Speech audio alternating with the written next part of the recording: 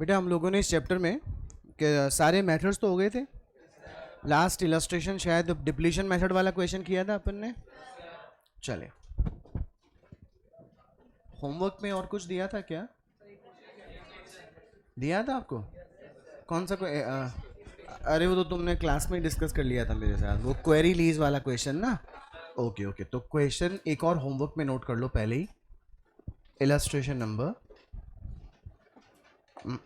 एक सेकेंड बेटा, ये 7 नंबर इलस्ट्रेशन। ये जैसे आपने क्लास 11th में पढ़े थे ना क्वेश्चन, एक एसेट खरीदी पहले, फिर दूसरी बाद में खरीदी, फिर तीसरे साल में पहली वाली को बेच दिया, फिर एक और खरीद ली, है ना। ये वैसा क्वेश्चन है, ये आप लोग घर पे ट्राई करना।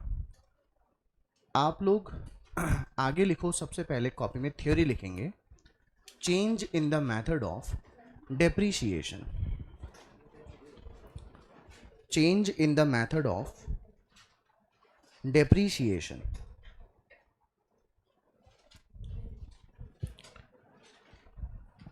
बेटे मुझे एक बात बताइए, किसी भी काम को करने का जो तौर तरीका आप पहली बार अपनाते हो क्या उसे आप जब चाहे तब चेंज कर सकते हैं क्या? बिना मर्जी के चेंज करेंगे क्या? जरूरत पड़ने पर चेंज करोगे कि नहीं करोगे? आपको महसूस हो रहा है कि यार हमको अब ये वाला जो तरीका हम लोग आज तक फॉलो करते आए हैं, अगर हम इसको भी आगे कंटिन्यू करेंगे तो मज़ा नहीं आएगा। तो बताइए, अपने को पुराना तरीका चेंज करना चाहिए कि नहीं करना चाहिए? आपने देखा होगा पहले ब्लैक बोर्ड हुआ करता था, हम लोग चौक से पढ़ाया करते थे, सर आप लोग पढ़ते थे। फिर वाइट बोर्ड का ज़माना आया, मार्कर से पढ़ाने लग गए। फिर ये टेक्नोलॉजी और इम्प्रूव हो गई, फिर आपको क्वेश्चन भी बोर्ड पे ही दिखने लग गया। हम लोग बोर्ड पे क्या करने लग गए, वो जो मैजिक पेन है उसे पढ़ाने लग गए हम लोग। समझ आ रही है आपको मेरी बात? धीरे धीरे पता नहीं क्या हो जाएगा, हम खाली इशारों में बात करेंगे और आपको क्वेश्चन समझ आ जाएगा। तो टेक्नोलॉजी इंप्रूव होगी कि नहीं होगी? तो जरूरत पड़ने पर जैसा भी जरूरत पड़ेगी उसके हिसाब से चेंजेस आना जरूरी होंगे। टॉपिक का नाम देखो ना, मैंने क्या लिखवाया, change in the method of depreciation. बेटा हमने प्रीवियस ईयर में असेट को काम में लेने का तरीका जो फॉलो किया था, जिस तरीके से अपन ने असेट को काम में लेने का तरीका अपनाया था, उस तरीके से WDV मेथड जो था सूटेबल मेथड था। लेकिन आज से और आगे आने वाले साल में जिस तरीके से हम असेट को काम में लेंगे, उस तरीके से हम जो डेप्रिसिएशन लगाएंगे वो SLM ज़्यादा सही रहेगा। तो क्या करें, अब पुराने मेथड को चेंज करके नए मेथड को ऑप्ट कर लें कि नहीं कर लें? इसे ही नाम देते हैं change in the method of depreciation. ठीक है, इसमें लिखना शुरू करो बेटा। It should be the practice, it should be the practice of business organization to review REVIEW, to review at least at each financial year end, at least at each financial year end,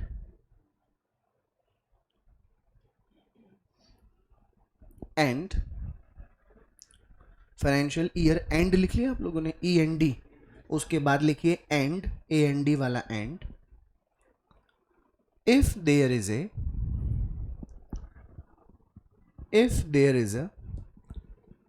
substantial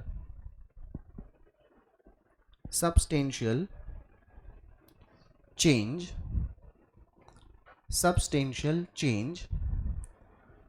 in the pattern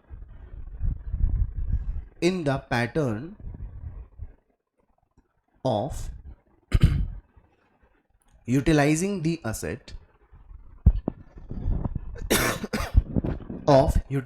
the asset then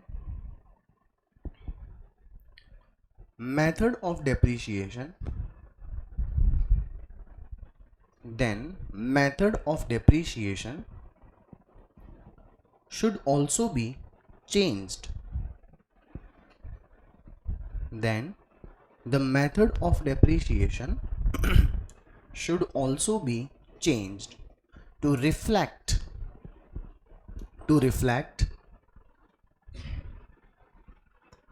such change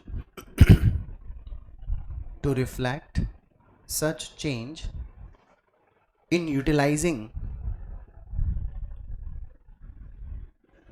pattern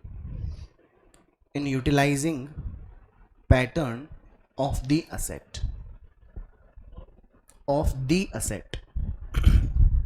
full stop. According to the accounting standards, according to the accounting standards,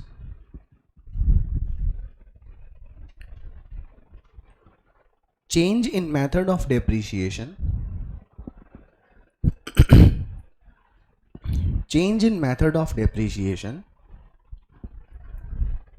is treated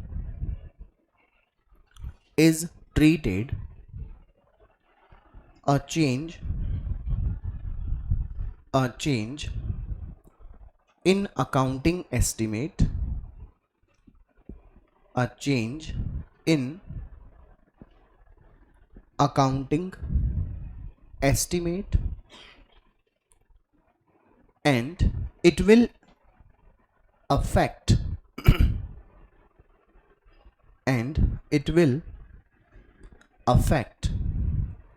the current year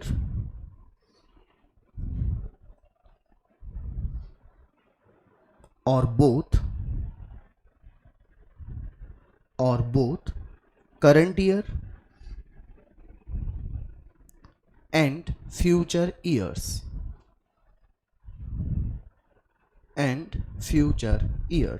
full stop.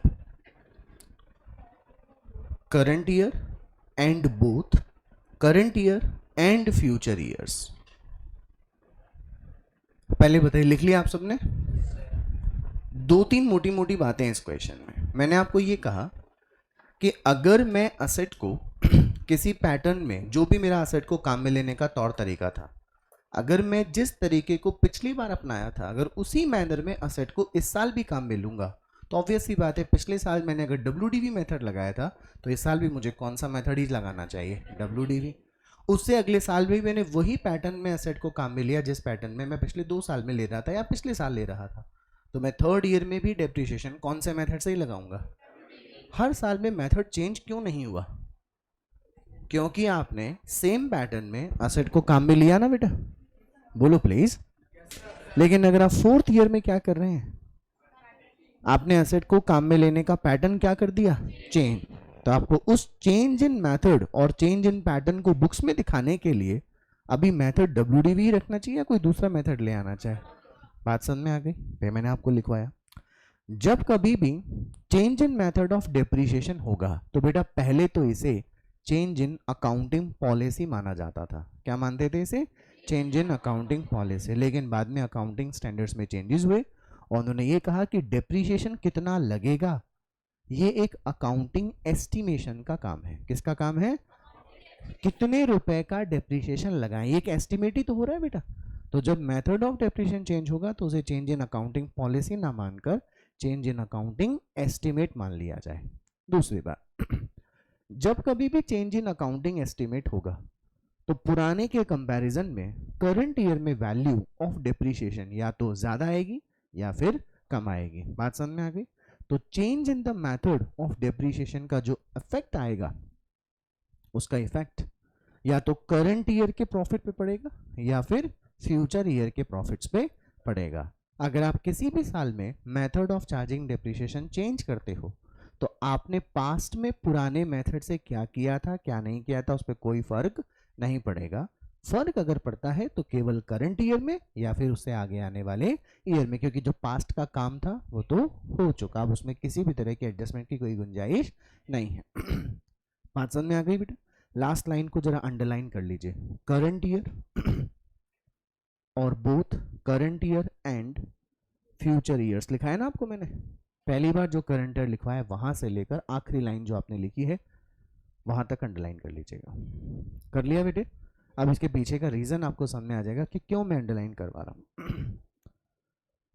Illustration number 8 और 9 मैं आपको homework में दूंगा, अभी नहीं बाद में दूंगा, इसलिए मैं सीधा इलस्ट्रेशन नंबर 10 पे आ गया। Read this illustration with me.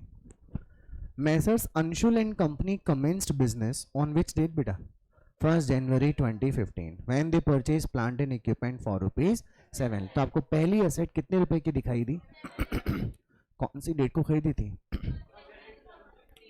They adopted a policy of charging depreciation at the rate 15% per annum on diminishing balance basis यानी WDV method, and over the years their purchases of plant have been 2015 के बाद उन्होंने और भी plant खरीदे। Second plant कब खरीदा? 1 जनवरी 16 कितने रुपीस का? 1,50,000। एक खरीदा 1 जनवरी 2019 को। 3 प्लांट हो गए बेटा। On which date it was decided to change the method and rate of depreciation to SLM? उन्होंने कहा मेथड को क्या कर दो? चेंज कर दो। कौन सा मेथड ले आओ? Okay now on this date यानी 1 जनवरी 2019 को remaining useful life of assessed as how many years for all those assets purchased before 1 जनवरी 2019? 1 जनवरी 2019 को ये डिसीजन लिया गया कि आज से जो असेट 2019 से पहले खरीदी गई अगर हमारे पास रखी हुई है तो अब ये असेट कितने और साल मैक्सिमम काम में आ सकेंगे? बात समझ में आ गई? एसएलएम का फॉर्मूला याद होगा, cost of asset minus scrap value upon estimated useful life. बात समझ में आ गई? एंड उसकी क्या नहीं होगी? कोई भी स्क्रैप वैल्यू नहीं होगी। And 10 years for the assets purchased on which date? और 1 जनवरी 2019 को कोई अगर एसेट खरीदी है तो आज से उसकी लाइफ कितनी मान ली जाए? 10 साल। मतलब 1 जनवरी 2019 से लेकर 31 दिसंबर 2019 को जो हमारा ईयर एंड होगा, 31 दिसंबर 19 को हम जब डेप्रीशिएशन चार्ज करेंगे तो 3 एसेट पर चार्ज करेंगे। पहली एसेट जो 2015 में खरीदी, दूसरी एसेट जो कब खरीदी, और 2 लाख वाली जो कब खरीदी। इन दोनों एसेट की तो लाइफ कितनी मानी गई है और इस एसेट की? बाकी का छोड़ो, इसका डेप्रिसिएशन 20,000 होगा कि नहीं होगा? अब बाकी का मैं क्यों नहीं बोलता? क्योंकि मुझे ये 7 लाख और 1.5 लाख तो कॉस्ट प्राइस गिवन है ना, और मेरे को तो कौन सी डेट से मेथड चेंज करना था? तो पहले मुझे 1 जनवरी 2019 को 7 लाख वाली एसेट जो 2015 में खरीदी थी, 1.5 लाख वाली एसेट जो 2016 में खरीदी, उस पर डेप्रिसिएशन लगाते लगाते लगाते 1 जनवरी 2019 को लाना पड़ेगा ना बेटा। ओके पढ़िए जरा क्या लिखा है रिक्वायर्ड में, सब बोलेंगे। Calculate the difference in depreciation to be adjusted in plant and equipment for the year ending 31 December 29। What is it meaning? Difference मतलब जब दो चीजें अलग अलग हो उन्हीं में डिफरेंस होता है ना। तो यहाँ पे मेथड दो अलग अलग हो गई ना। पहले कौन सा मेथड था, अब कौन सा हो गया? वो ये कहता है कि पहले तो मुझे ये बताओ कि अगर मैं करंट ईयर में डेप्रिसिएशन WDV से चार्ज करता तो क्या आता, और अगर SLM से चार्ज करता तो क्या आता? पहले मुझे ये बताओ। उसका कहने का मतलब ये है। बात समझ में आ गई? लेकिन आप लोग अगर आपके पास बुक है, अगर आप बुक लाए हो तो प्लीज़ ओपन द बुक। लाए हैं तो, नहीं लाए हैं तो घर जाके कर लीजिएगा। जो बच्चे बुक लाए हैं ना, पेन उठाइए, हाथ में पेन उठाइए और बड़े प्रेम से इस लाइन को यहां से लेकर वहां तक कट कर दो, पूरी लाइन, और अच्छे इज्जत के साथ कट करना। कर दिया कट? और अब 2019 जो आपने कट किया है यहां से लिखना शुरू करो। Prepare plant and equipment account, prepare plant and equipment account for the year ending 31st December 2019। Book नहीं लाए आप लोग? क्लास थी आज, आपको पता था ना, फिर नहीं लाए बुक? वजन फील होता है, टेक्नोलॉजी आ गई। अब तो हम लोग टेक्नोलॉजी का फायदा उठाएंगे। अबे नालायक, अभी 5 मिनट पहले ये तो बताया था कि पुराने पैटर्न से अगर एसेट को काम मिल रहा था पुराने पैटर्न के हिसाब से डेप्रिसिएशन लगा रहा था। अब अगर एसेट के पैटर्न काम करने में मेथड चेंज हो गया, पैटर्न अलग हो गया काम करने का, तो मुझे मेथड भी तो क्या लगाना पड़ेगा? चेंज लगाना पड़ेगा। इंग्लिश मीडियम में है तो हिंदी मीडियम में जाएगा तो कहानी एकदम अलग हो जाएगी। इंग्लिश हिंदी मीडियम से कहाँ आएगा, तो पैटर्न दूसरा होगा, तो तेरे को स्पीक जो इंग्लिश जो तेरी लैंग्वेज है वो भी तो चेंज करनी पड़ेगी ना, वही वाली बात है। हाँ जी, आप लोगों ने जिन्होंने लिखा, मैंने कहा prepare plant and equipment account for the year ending 31 दिसंबर 2019। अब आपने लिख तो लिया, लेकिन क्यूरियोसिटी बड़ी गजब की हो गई। पहला, सर ने लाइन कटवा क्यों दी और फिर लिखवाई क्यों, है ना, कुछ तो रीजन होगा बेटा। पहला रीजन ये है कि मुझे इस क्वेश्चन में क्या बोला था, जबकि मुझे डिफरेंस कैलकुलेट करने की जरूरत थी नहीं, और वो भी क्यों, ये बोलता खाली डिफरेंस बताओ तो मैं कर दिया होता। ये लो एक वर्किंग नोट बनाता कि पुराने से करता तो ये आता, नए से करता तो ये आता, दोनों में डिफरेंस निकालता। जयराम जी की बात समझ में आ गई। इसने ये बोला टू बी एडजस्टेड इन, मतलब आपको वो डिफरेंस किस में अकोमोडेट करना है। अब देखो, आपको कॉपी मैंने आज थ्योरी जो लिखवाई उसकी लास्ट लाइन आपने अंडरलाइन की होगी, देखो क्या है ना, नहीं वो करंट ईयर से पहले जो लाइन शुरू हुई उसको बोलना जरा, सच चेंज, है ना, विल अफेक्ट, आगे बोलो यहां से, द करंट ईयर और both current year and future year. मुझे पास्ट से कोई लेना देना नहीं है, मैं इधर की तरफ खड़ा हूं, ठीक है। अच्छा, मैं इधर की तरफ खड़ा हूं, मैं आगे चलूंगा तो ये प्रोस्पेक्टिव इफेक्ट होगा ना, और अगर मैं मुड़ के पीछे चलूंगा तो ये रेट्रोस्पेक्टिव इफेक्ट होगा। सुन रहे, आप पे समझाता हूं। मैं 2019 में 2019 और 2019 के बाद की बात करूंगा, इसे प्रोस्पेक्टिव इफेक्ट कहते हैं। क्या कहते हैं इसे? लेकिन मैं 2019 में खड़े होकर पहले 2018, 17, 16, 15, 14 उनकी बातें करूंगा तो इसे कहते हैं रेट्रोस्पेक्टिव इफेक्ट। क्या बोलते हैं इसे?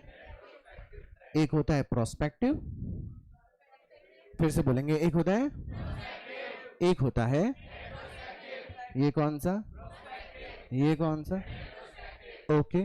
लास्ट में आपने लिखा है करंट ईयर और both current year and future. Accounting standards क्या है? हम जो भी अकाउंटिंग करते हैं या जितने भी आपने 11th क्लास और 12th क्लास में आपने पढ़ी है, और बीआरएस से लेकर ये चैप्टर जो आप लोग पढ़ रहे हो और आगे के जितने भी चैप्टर पढ़ोगे अपनी लाइफ में अकाउंटेंसी के, वो सब किसकी गाइडलाइंस के अकॉर्डिंग पढ़ेंगे? Accounting standards. किसके अकॉर्डिंग? जैसा हमें अकाउंटिंग स्टैंडर्ड कहता है वैसे ही अपने को करना चाहिए। पहले अकाउंटिंग स्टैंडर्ड्स में ये कहा जाता था कि किसी भी साल में अगर आप पुराने मेथड को चेंज करेंगे और उसकी जगह कौन सा मेथड लेकर आएंगे? नया मेथड, तो उसका इफेक्ट आपको पहले करंट ईयर में रेट्रोस्पेक्टिवली दिखाना होगा। मतलब हमें ये बताइए कि जिस एसेट के ऊपर आपने मेथड ऑफ डेप्रिसिएशन क्या कर लिया है? चेंज कर लिया है। पहले हमें बताओ कि नए मेथड से डेप्रिसिएशन शुरू से लेकर अब तक चार्ज करते तो कितना चार्ज होता, पुराने मेथड से शुरू से लेकर अब तक चार्ज करते तो कितना होता। दोनों में हमें पहले क्या बताओ?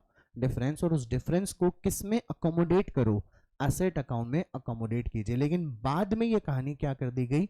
चेंज। अकाउंटिंग स्टैंडर्ड्स ने कहा जो बीत गया सो बीत गया, अपने को आगे और उससे आगे आने वाले ईयर्स के बारे में सोचना है। इसीलिए मैंने आपको कहीं पर भी पास्ट ईयर का कोई भी शब्द कॉपी में नहीं लिखवाया ना बेटा, केवल क्या लिखवाया? करंट ईयर और बोथ, या तो करंट ईयर या फिर फ्यूचर। आपने आज तक जो किया सो कर लिया, पास्ट में आपको करने की कोई जरूरत नहीं। अब इसको थोड़ा और एक्सप्लेन करूंगा मैं, समझिएगा। अभी सॉल्यूशन नहीं बता रहा, अभी पुराने रेट्रोस्पेक्टिव इफेक्ट बता रहा हूं कैसे होता था, वो समझना आप लोग। बेटे, एक एसेट खरीदी गई कितने रुपीस में? 1 लाख। हमने इस एसेट के ऊपर WDV मेथड से पहली बार डेप्रिसिएशन चार्ज करना शुरू किया। Rate of depreciation was 10%। चलिए फटाफट, फर्स्ट ईयर का डेप्रिसिएशन, एसेट का WDV, सेकेंड ईयर का बोलिए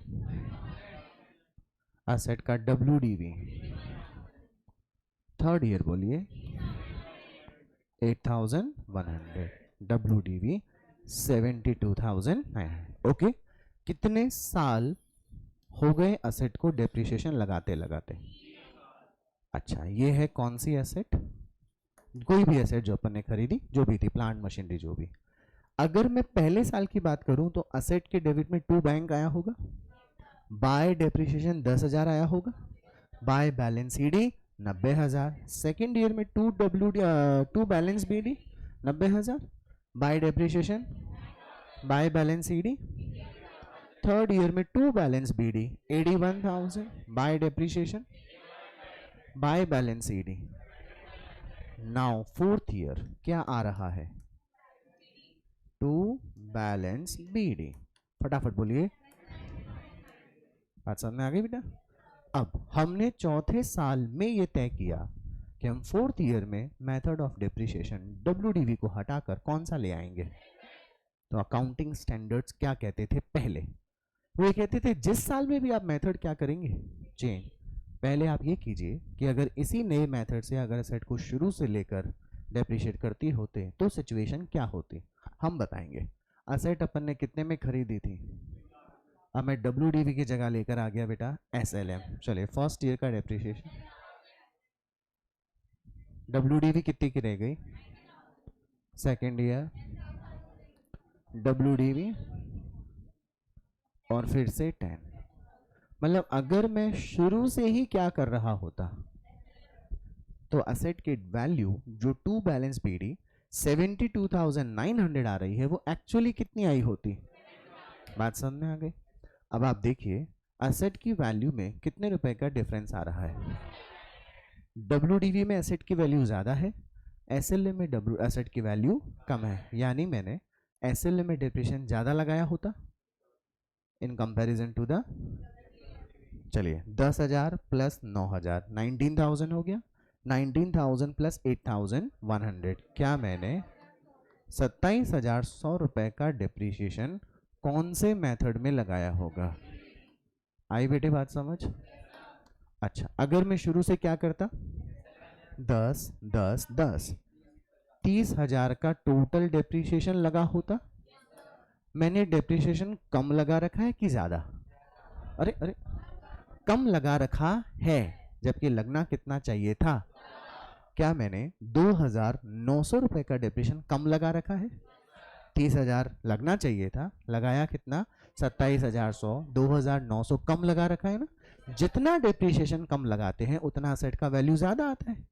तो मैंने 2,900 रुपए से असेट को पहले क्या करना पड़ेगा, पहले और चार्ज करना पड़ेगा, कितने रुपीज से, फटाफट बोलिए। डब्ल्यूडीवी मेथड के हिसाब से बुक वैल्यू कितनी आ रही थी 70। पहले मैंने पुरानी पंचायती करी, अच्छा पुरानी पंचायती हो रही कि करंट या नेक्स्ट ईयर की हो रही है, पुरानी। देखो मैं पुराने इतिहास में गया कि नहीं गया, बात समझ में आ गई बेटा। मैंने 72,900 में से कितना कम किया, दिस माइनस दिस, वही आ गई क्या जो शुरू से चलते तो कितनी आती। फिर इस 70,000 से मुझे क्या करना चाहिए था, 10,000 10,000 10,000 10,000, कहानी वो क्यों आ गई ना, 10 2,900 70,000 हो गई, 10 10 10, बात समझ में आ गई, understood. It is called retrospective effect. What is called, अब ये कहानी खत्म हो गई। हमने बोला नहीं ऐसा कुछ भी नहीं होगा, जो हुआ सो हो गया। आप तो ये मान लो आपकी असेट आज फिलहाल कितने रुपए की है 72,009, क्या आप फोर्थ ईयर में मेथड ऑफ डेप्रिसिएशन चेंज कर रहे हो, हमने कहा हाँ, तो हाँ हाँ भाई इसे न्यू एसेट मान लो। क्या मान लो, इसे भूल जाओ, 3 साल पुरानी एसेट है, मान लो ये न्यू एसेट है। अब ये एसेट कितने साल चलेगी भाई, आज बता दो, 6 साल चलेगी। हाँ, इसको यहीं पे ही क्या कर दो, डिवाइड बाय 6, 72,900 डिवाइड बाय 6 करेंगे तो जो भी वैल्यू आएगी, अरे I don't need the value, जो, अरे भैया नहीं चाहिए जो वैल्यू आएगी वही वैल्यू इस साल का डेप्रिसिएशन। बात समझ में आ गई आपको। लास्ट लाइन पढ़ो जो अंडरलाइन किया आपने, करंट ईयर और both current year and future, कहीं पर भी पास्ट की कहानी आई क्या। अब आप समझ गए होंगे कि मैंने जो ये आपको लाइन कट करवाई उसके पीछे का रीजन समझ में आ गया, दोनों पर्पस आपको समझ में आ गए कि भैया रेट्रोस्पेक्टिव की कहानी खत्म हो गई। बेटा ये क्वेश्चन पुराना ही चला आ रहा था, ये लाइन थोड़ी चेंज होने से रह गई। अगर अब की बार मॉड्यूल पब्लिश होंगे तो डेफिनेटली क्या लिखा हुआ आएगा जो मैंने बताया आपको, prepare plant and equipment account for the year ending. देखिए कहीं पर भी आपको डेप्रिसिएशन एडजस्ट होता दिखाई दे रहा होगा, फिर आप समझ भी नहीं पा रहे यहाँ तो वो तो मैं समझा दूंगा कि जब क्वेश्चन का सॉल्यूशन लेकर आएंगे कहीं पर भी क्या नहीं होगा, पुराने ईयर के डेप्रिसिएशन की कोई भी बात करंट ईयर में तो नहीं होगी। सुने मैं क्या बोला, पुराने ईयर के डेप्रिसिएशन की बात करंट ईयर में नहीं होगी। अंडरस्टूड? लिखना शुरू करो। Plant and equipment account, illustration number कौन सा है बेटे? 10।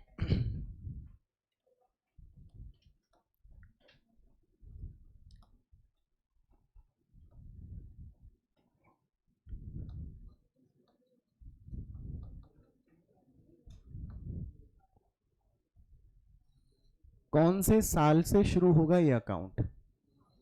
2019। 15 नहीं बेटा, हम तो करंट ईयर की बात कर रहे हैं ना। करंट ईयर हमारा जनवरी 1 19 से शुरू होगा और एंड कब होगा? 31 दिसंबर 2019। देखो मजा आएगा इस क्वेश्चन को सॉल्व करने में। सबसे पहले क्या लिखें? 1 जनवरी 2019। क्यों भाई 2019 क्यों लिखा? ये 15 16 17 18 के तो काम पूरे हो गए ना। मैं कौन से ईयर में खड़ा हूं?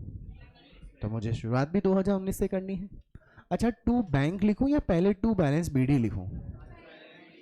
क्योंकि 2019 में आते आते 2015 और 2016 में दो एसेट पहले से हमारे पास ऑलरेडी रखी हुई थी।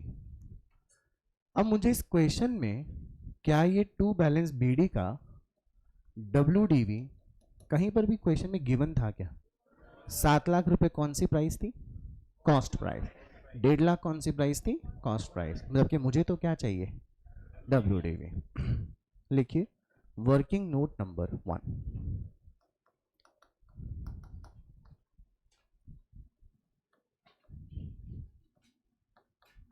Calculation of WDV of asset on 1 जनवरी 2019। दो असेट है हमारे पास, एक जो असेट 2015 में खरीदी और एक असेट जो अपन ने 2016 में खरीदी। 2015 में जो असेट खरीदी उसकी कॉस्ट प्राइस 7 लाख थी क्या? और 2016 में खरीदी उसकी कॉस्ट प्राइस 1,50,000। एम आई राइट बेटा?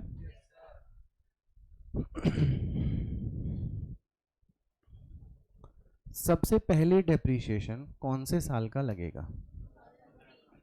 डेप्रीशिएशन का रेट देखो 15% लगा रहा है वो।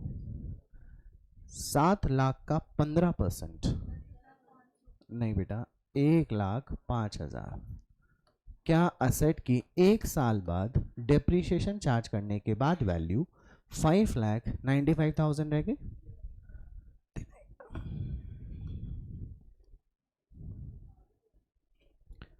अब मुझे 2016 का डेप्रीशिएशन लगाना है क्या बेटा? इसका ही लगाऊं 15%? ये आया 89,250। असेट का वैल्यू रह गया 5,05,750। 2016 के बाद कौन सा साल आया? 2017। इसी का लगाना है मुझे 15%। ये आया 75,863 रुपए। असेट की वैल्यू रह गई 429,887। हम कौन से ईयर का डेप्रिसिएशन लगा रहे हैं? इसका 15%, 64,483।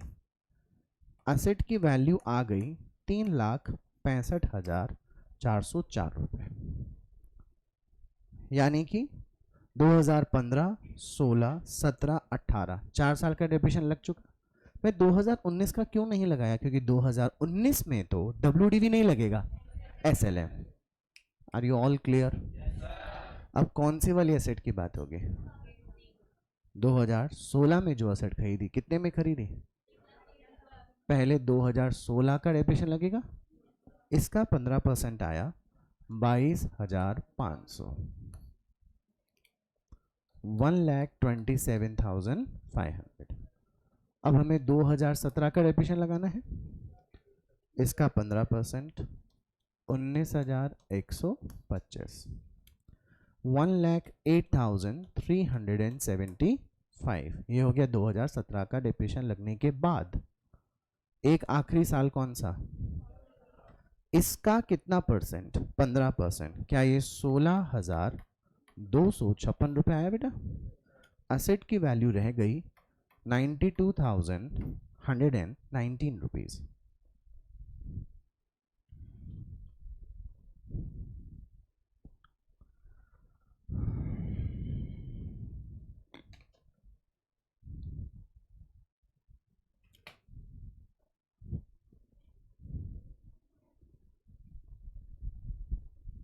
फटाफट लिखो।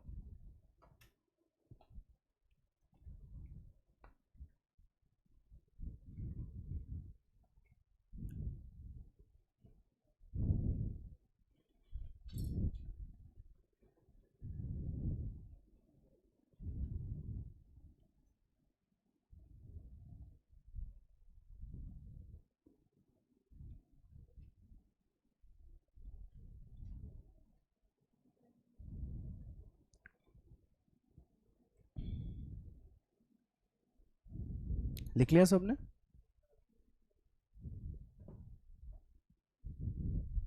अब देखो यहाँ तो तुम्हारे को पका पकाया खाना मिल गया ना, आपने सॉल्व कर दिया और हमने लिख लिया सर। एग्जाम में क्वेश्चन जब करेंगे तो मेहनत आपको करनी पड़ेगी, तो आपको थोड़ा सा टेक्निकली स्मार्ट बनाया जाए, ठीक है? अगर आपको आता है तो बहुत अच्छी बात है, नहीं आता है तो देख लो। अगर हम लोग पहली दफा कैलकुलेटर काम में ले रहे हैं तो अब देखो कैसे करते हैं आप लोग, जो ऐसे ही करते एग्री करना। देखो सर, हम पहले करते 7 लाख, उसको दबाते मल्टीप्लाई 15, फिर डिवाइड बाय 100, ये आता है 1,05,000, उसे लिख लिए होते, फिर जीरो करते, फिर 7 लाख माइनस, फिर 595 लिख लिए होते, ठीक है? फिर 15/100, 89,250, फिर आता 5 लाख। ऐसे करते करते करते बहुत टाइम लग जाता। और ये तो भला हो क्वेश्चन का कि 2015 में खरीदी थी, 2009 में खरीदता तो बहुत बड़ा क्वेश्चन हो जाता। अब एक स्मार्ट तरीका अपने पास क्या है, जैसा मैं कहूँ वैसा कीजिएगा। Press 7 lakh, okay, press multiplication, press 15। आपके कैलकुलेटर पे एक परसेंट का साइन दिख रहा होगा, प्रेस दैट साइन, सीधा सीधा 1,05,000 आ गया। आपको और कुछ करने की कोई जरूरत नहीं है। आपने ये 1,05,000 लेस किया तब 595 आया ना, directly press minus and then equals to, क्या सीधा सीधा 5,95,000 आ गया बेटा? अब हमें इसी का 15% चाहिए था ना, प्रेस मल्टीप्लाई 15%, स्क्रीन पे 89,250 आ रहा है। हमें इसमें से ये लेस करके फिगर चाहिए था ना, माइनस इक्वल्स टू, क्या 5,05,750 आया? इसी का 15% 75,862.50 आ रहा है। मैंने 75,863 ले लिया, माइनस इक्वल्स टू 4,29,887 रुपए आ रहे हैं कि नहीं आ रहे? इसी का मुझे कितना परसेंट लेना था? 15%, 64,483 आ रहा है, माइनस इक्वल्स टू 3,65,404 रुपए आ गए क्या बेटा? अब आप ये मुझे बता सकते हो कैसे आया? अब आप मुझे बताओ, you become my teacher now, what should I do? बोलो। 1.5 लाख करूं? कर लिया मैंने, आगे बोलो। गुना 15%। अब लिखूं, पहले लिखूं, पहले लिखूं, नहीं लिखूं? माइनस कितना है? कुछ और आ गया, 1,27,500 आ गया। हाँ, अब सामने आ गया आप लोगों को। ये आपको बहुत टाइम सेव कर देगा ना बेटा, सिर्फ थोड़ा कैलकुलेटर को टेक्निकली यूज में कर लेंगे। सामने आ गया सबको भाई? आप लोग थैंक यू बोलना चाहते हैं? मेंशन नोट, ओके, सबने नोट कर लिया यहाँ तक? ये वो एसेट थी जिनको 15 से 16 से चार्ज करते करते करते 2019 के बिगनिंग पर हम लोग लेकर आ गए। अब आपने अकाउंट जो ओपन किया था उसमें देखो 2015, 2016, 3,65,404 रुपए एंड 92,119, 92,119 रुपए। ओके बेटे, गिव मी द टोटल। 4,57,523 रुपए, 4,57,523। क्या करंट ईयर में एक और नई एसेट खरीदी गई? एसेट खरीदने की एंट्री बोलिए, asset account debit to bank, कितने में खरीदी? 2 लाख। डेप्रीशिएशन साल के एंड यानी कि 31 दिसंबर 19 को चार्ज होगा बेटे। फटाफट एंट्री बोलेंगे, depreciation account debit to asset by depreciation. पता है इसका भी क्या बनेगा? क्यों क्यों क्यों? क्योंकि मेथड ऑफ डेप्रिसिएशन चेंज हो गया। अगर 2019 में भी 15% ही लगता और WDV ही लगता तो मैं इस 365,404 का 15%, 92,119 का 15%, 2 लाख का 50% लगाया होता, तीनों लिखा होता, प्लस मारा होता, डेबिट के टोटल माइनस क्रेडिट का total, by balance it should have been there ना। लेकिन अब मुझे मेथड क्या करना पड़ा? Change. Working note number 2,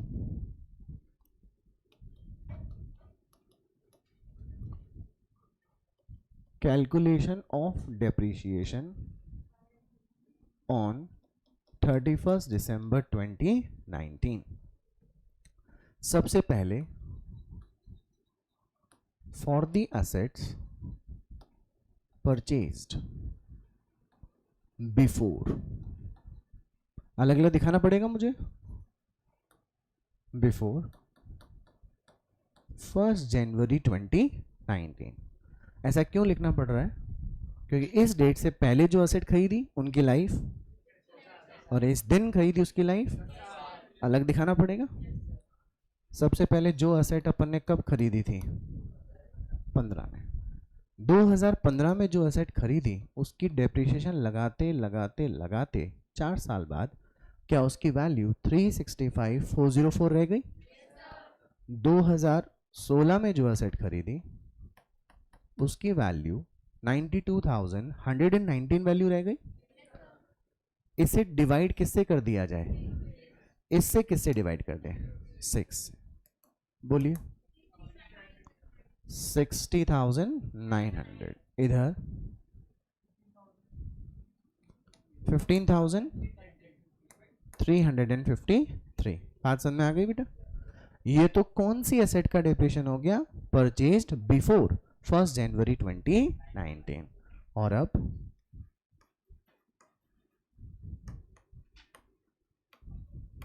for the assets purchased on which date? 1st January 2019। अच्छा 2019 में 2019 वाली एसेट कितने रुपए की थी? इसको कितने साल से डिवाइड करो? 10। बात समझ में आई बेटा?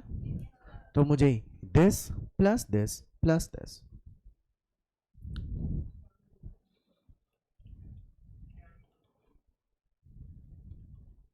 $96,253।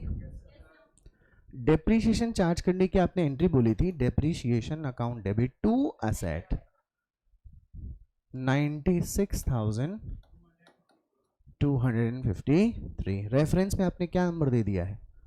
Working note number 2। बस कहानी खत्म। और अब 31 दिसंबर 2019,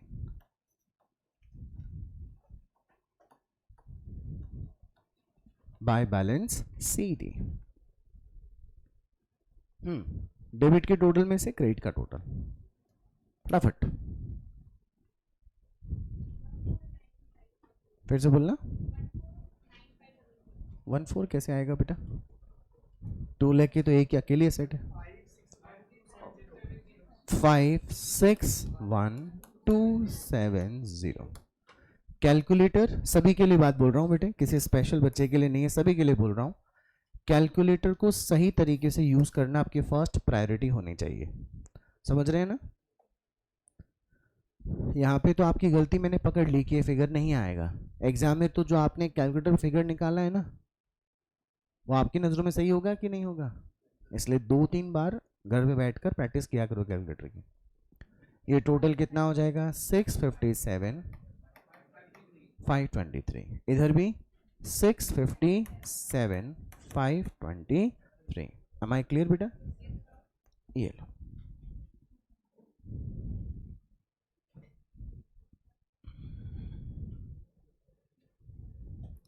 कॉन्सेप्ट समझ में आया? क्वेश्चन समझ में आया? वर्किंग नोट समझ में आए? मुझे लगता है कि क्वेश्चन एग्जाम में पूछा जा सकता है, एक बार घर पे बैठ के इसको दोबारा रिवाइज कर लेना।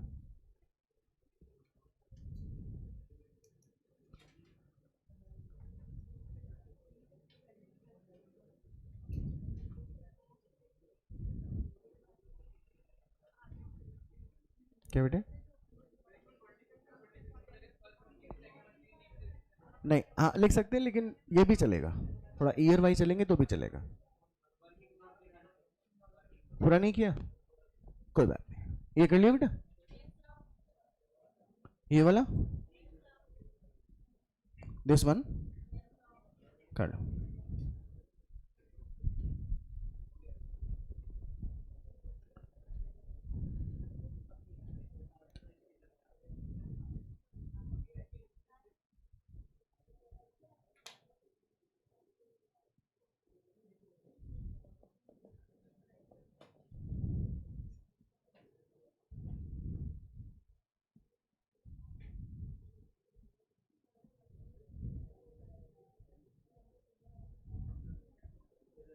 चले आगे फिर, चले एक लाइन छोड़कर लिखेंगे नेक्स्ट टॉपिक। ये तो था change in the method of depreciation. अब लिखेंगे, एक लाइन छोड़िए, नया टॉपिक लिखेंगे, revision, revision REVISION, revision of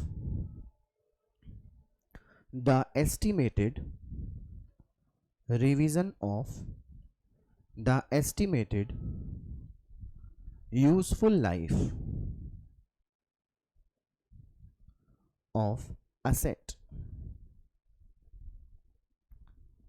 topic का नाम बोलिए जरा। इधर देखो ना, आपने 2019 में ये तय किया कि 2019 में हमें लगता है कि ये एसेट कितने साल चलेगी, ये एसेट भी और ये एसेट भी। 2018 में किसी ने सोचा था 2020 में कोरोना आएगा? 2019 में सोचा था किसी ने? 2020 में सोचा था किसी ने कि कोरोना आएगा? लेकिन कोरोना आया और पूरी इंडस्ट्री के काम करने के तरीके चेंज हो गए ना बेटे। बात समझ में आ गई? हम दिन में कहीं पर भी लूट कर आ जाएं, खाना बड़े आराम से गिट लिया करते थे ना, अरे खाते थे ना। कोरोना टाइम में तुमने 10 बार दिन में हाथ धोए होंगे, 100 बार हाथ, अभी नहीं, अरे सॉरी मैं भूल गया था मैं किससे बात कर रहा हूँ। आपको मेरा मतलब समझ में आ रहा है? लाइफ एकदम चेंज हुई थी, आपके काम करने के तरीके एकदम चेंज हो गए। रिवीजन इन एस्टिमेटेड यूजफुल लाइफ का मतलब हमने आज तय किया कि एसेट कितने साल चलेगी। हमने ये तय किया कि एसेट 10 साल, 10 साल देखे किसने? ये आज का लगाया हुआ एस्टिमेशन है कि नहीं? मान लीजिए 2 साल निकले ही थे, आपने एसेट का काम करने का तरीका और भी जबरदस्त तरीके से चेंज कर दिया।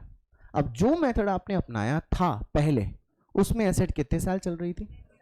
2 साल बाद एसेट 8 साल और चलती बेटा।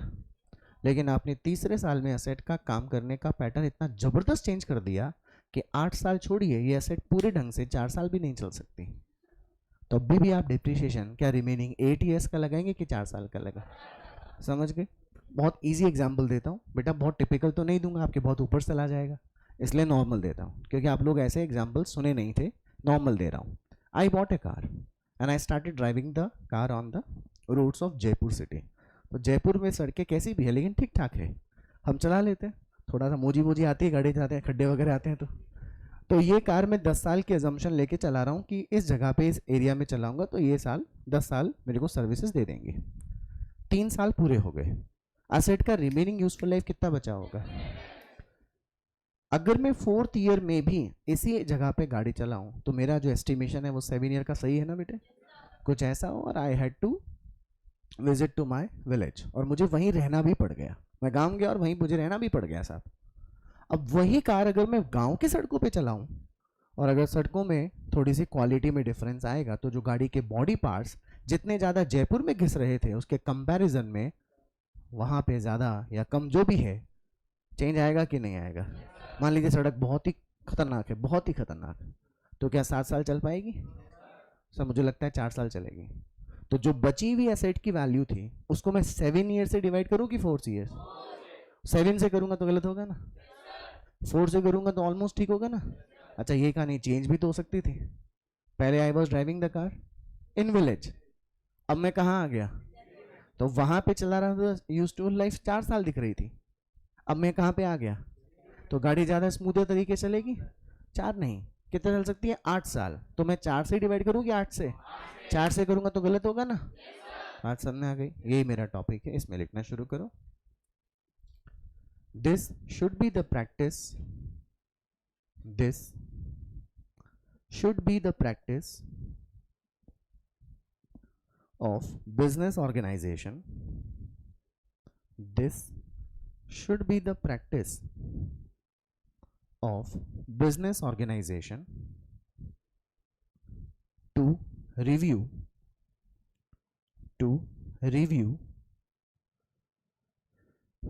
the useful life, to review the useful life of the asset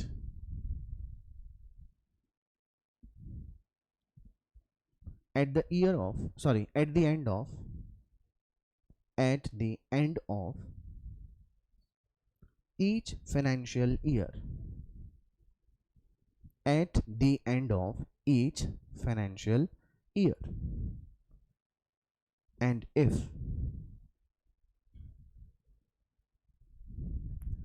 there is a considerable change, and if there is a considerable change in the estimated useful life of the asset, in the estimated useful life of the asset,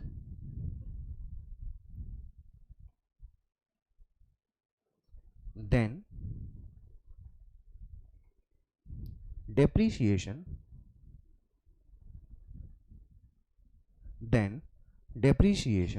should be charged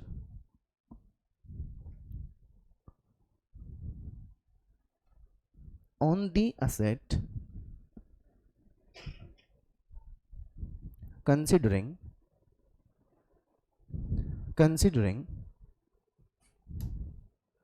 revised useful life of the asset, considering revised useful life of the asset, full stop। पहले एक थोड़ा और example देता हूं, थोड़ा और समझ में आएगा आपको। 2019 में हम किसी असेट को लगातार दिन में 8 घंटे एक फैक्ट्री में काम में लेते थे। 2019 तक कितने घंटे पर डे? 2020 में 9 महीने पूरा इंडस्ट्री बंद रही, लॉकडाउन लगा रहा। जो प्रोडक्शन हुआ होगा वो शुरू के 3 महीने में हुआ होगा, लेकिन उस प्रोडक्शन की, उस चीज की डिमांड तो साल भर लगी रहती है। कितने महीने प्रोडक्शन कर पाए थे, कितने महीने नहीं कर पाए, डिमांड तो वैसी की वैसी बनी रही। अरे हम लॉकडाउन में थे तो हमने खाना पीना छोड़ दिया था क्या, जबकि ज़्यादा खाया था, घर में थे। तो प्रोडक्शन जो चीज़ हम कर रहे थे उसका डिमांड भी ज़्यादा था, लेकिन 9 महीने नहीं कर पाए तो प्रोडक्शन बहुत कम हो गया। लेकिन जैसे ही सब कुछ 2021 के आते आते सब कुछ रीओपन होने लगा, तो उस कंपनी को, उस फैक्ट्री को उस डिमांड के अकॉर्डिंग अपनी प्रोडक्शन साइज को बढ़ाना पड़ेगा। पहले हम असेट कितने घंटे काम में लेते थे, अब उसी एसेट को हमने डबल आवर्स, डबल शिफ्ट पे काम करना शुरू कर दिया। एक मजदूर मॉर्निंग में काम करता था, एक मजदूर इवनिंग में काम करता था। पहला वाला मजदूर असेट कितने घंटे काम में लेता था, 8 घंटे। सेकंड मजदूर अगले 8 घंटे। पहले असेट कितने घंटे काम आती थी, अब अचानक कितनी आ गई। पहले असेट की यूजफुल लाइफ 10 साल थी, आप डबल काम करोगे यूजफुल 10 साल रहेगी क्या? समझ आ गई क्या? आपने खुद नहीं देखो 5 बोल दिया कि नहीं बोल दिया। This is the revision in the estimated useful life of the asset. Now read the question. A machine costing rupees is depreciated on which method? Assuming 10-year working life and nil residual value, कोई scrap value नहीं था, उसे आपने कितने साल तक charge किया? अच्छा 6 lakh divide by 10 years, per annum depreciation 60,000। कितने साल तक आपने डेप्रिसिएशन लगाया था? 6 लाख माइनस 1,80,000, सही बोला ना मैं एकदम? तो 4,20,000 रह गया। अच्छा लाइफ कितने साल थे, कितने खत्म हो गए, कितने बचे? पढ़ो देखें। The estimate of remaining useful life after 3rd year was reassessed at 7 year की 5 year? अगर 7 ईयर बोलता तो वही 4,20,000 जो बचा है वो बचे हुए 7 साल में लग जाता। 4,20,000 डिवाइड बाई 7 वही 60,000 आया होता, जो शुरू में भी कितना आ रहा था 60,000, अभी भी कितना आ रहा है। लेकिन अब असेट की लाइफ बचे हुए 5 साल रह गई कि 7 साल, तो 4,20,000 को 7 से डिवाइड करें कि 5 से। असेट की लाइफ कम हो गई तो लगने वाला डेप्रिसिएशन ज़्यादा हो जाएगा। असेट की लाइफ ज़्यादा हो जाती तो लगने वाला डेप्रिसिएशन कम हो जाता। ओके, अपने को मांगा क्या है, calculate depreciation for 4th year. Start writing. Illustration कौन सा है ये, 11।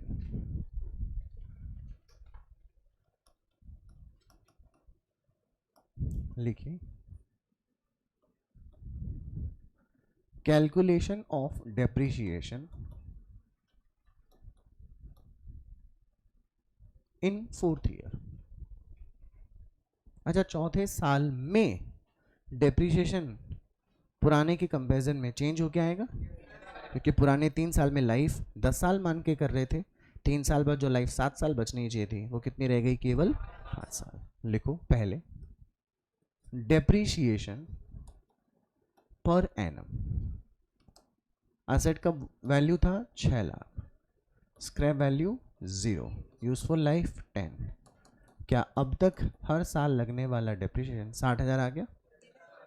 Total depreciation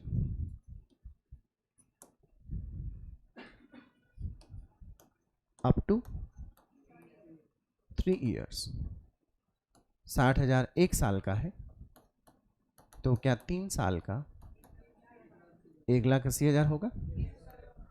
WDV of asset after 3 years. Formula याद है बेटा, कॉस्ट माइनस डेप्रिसिएशन। याद कीजिए, मैं बोला था कि जब तक ये चैप्टर खत्म नहीं हो जाता तब तक अपने को WDV बार बार बोलना पड़ेगा। क्या अपना आंसर 4,20,000 आया बेटा। रिवाइज्ड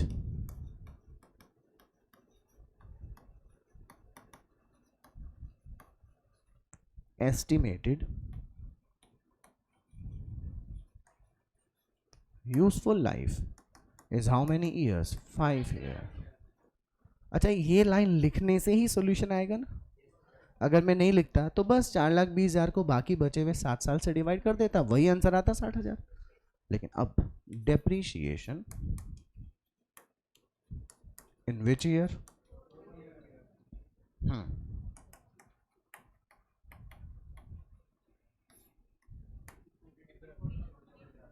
बेटा एसेट की लाइफ कम हो गई ना, इसलिए देखो डेप्रिसिएशन का वैल्यू बढ़ गया क्या। अगर एसेट की लाइफ क्या हो जाती, बढ़ जाती, तो एसेट का डेप्रिसिएशन कम हो जाता, क्योंकि उसे मिलने वाला बेनिफिट ज़्यादा हो जाता।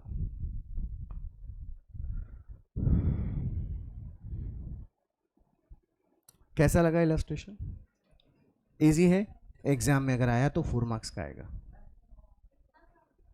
इतना से 4 मार्क्स का। आपको 2 मार्क्स किसके मिलेंगे, 2 मार्क्स किसके मिलेंगे, प्रेजेंटेशन इसी मैनर में दे के आनी है। ठीक है बेटा, अगर आप लिख चुके हैं तो आगे लिखें, एक लाइन छोड़कर लिखें। Next topic,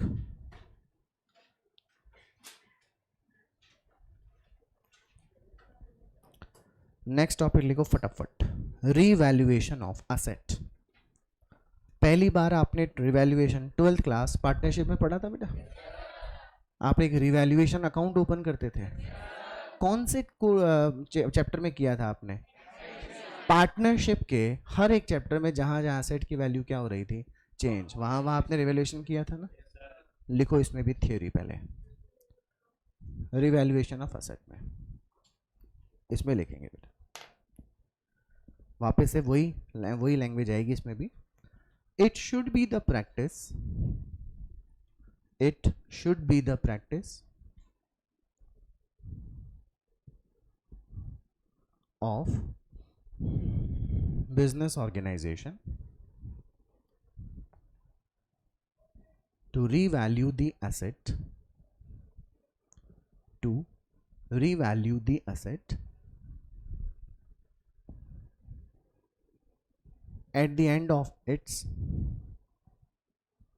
at the end of its financial year. Full stop. If there is a considerable difference, if there is a considerable difference in book value of asset,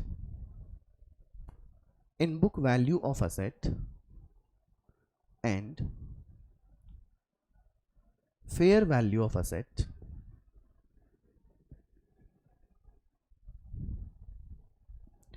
then book value of asset and fair value of asset, then such difference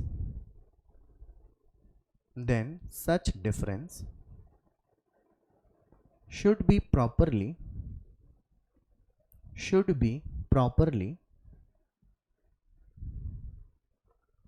accounted,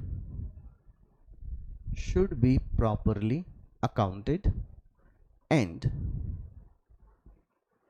depreciation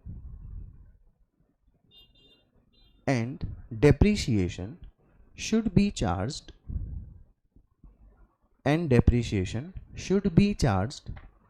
accordingly.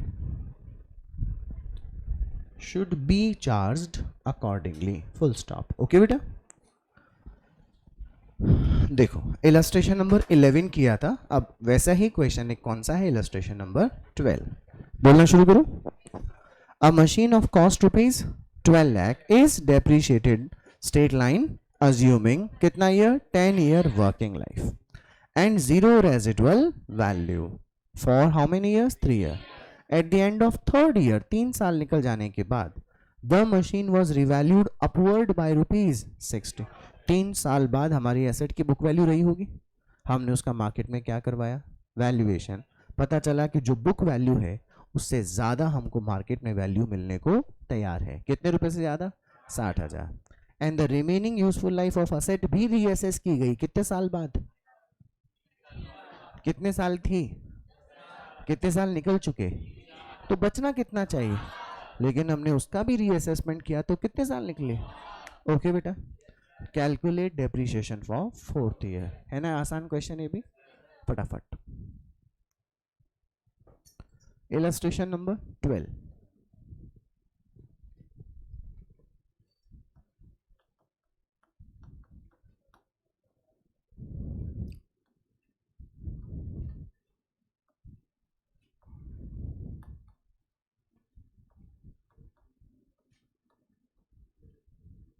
Calculation of depreciation for 4th year. सबसे पहले depreciation अपने को कैसे निकालना पड़ेगा, per annum निकालना पड़ेगा. Asset का वैल्यू कितना था, स्क्रैप वैल्यू 0 थी बेटा, कितना साल, क्या पर एनम 1,20,000 का डेप्रिसिएशन लग रहा था. Total depreciation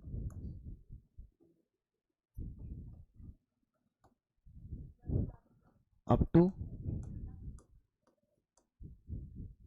3 years, 1,20,000. कितने साल लग गए हैं, 3 साल.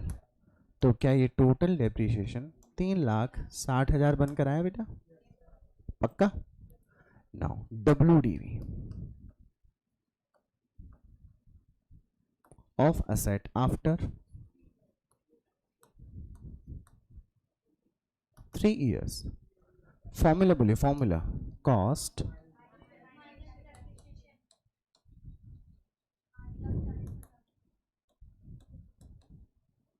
आ गया 8,40,000.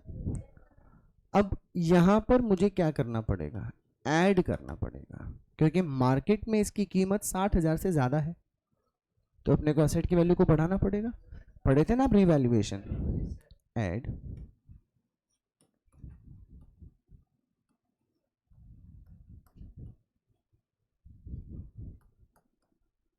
क्या लिखा देखिए मैंने, अपवर्ड रिवैल्यूएशन. अपवर्ड है इसलिए प्लस कर रहा हूं बेटा, डाउनवर्ड होता तो मैं क्या किया होता, क्या असेट की revised value 7 lakh 9 lakh. Okay, revised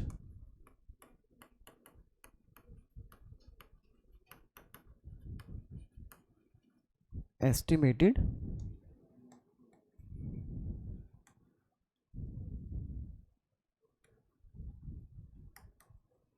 useful life of asset. बेटा 10 में से 3 गए तो कितने बचने चाहिए थे? 7, लेकिन बचे कितने हैं? तो now depreciation for which year?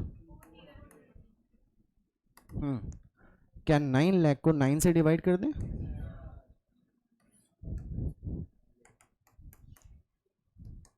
Fourth year में लगने वाला डेप्रीशिएशन 1 लाख होगा बेटा। अगर 2000 चौथे साल के बाद में 5वें साल में एसेट की वैल्यू को फिर से रिवैल्यू किया गया और रिवैल्यू करने पर वापस से एसेट की वैल्यू कम ज़्यादा हो गई, तो कम हो गई तो माइनस करेंगे, बढ़ गई तो ऐड कर देंगे। लाइफ को अगर चेंज किया गया तो कम हो गई तो डेप्रीशिएशन बची हुई लाइफ से होगा, ज़्यादा हो गई तो भी डेप्रीशिएशन बची हुई लाइफ से होगा। क्या आपको कॉन्सेप्ट और इलस्ट्रेशन समझ में आ गया बेटा? आप लोग नोट कर चुके हैं यहाँ तक? अब हमारा सबसे इंपॉर्टेंट काम, बेटा मैंने ऐड तो कर दिया, क्या अकाउंटेंसी में प्लस या माइनस कर देने से एसेट की वैल्यू बढ़ जाती कम हो जाती है क्या? या तो एसेट को बढ़ाना हो तो डेबिट करते हैं और लेस करना हो तो, पता ही मैंने यहाँ पे एसेट को डेबिट किया होगा क्या, तो क्रेडिट क्या किया होगा? और अगर कम हो रही होती एसेट तो, ये आपने सही दिमाग लगाया एकदम, लेकिन ये आपने पढ़ा कौन से चैप्टर में था? पार्टनरशिप। आपको पता है पार्टनरशिप पे पार्टनरशिप एक्ट कब अप्लाई होता है?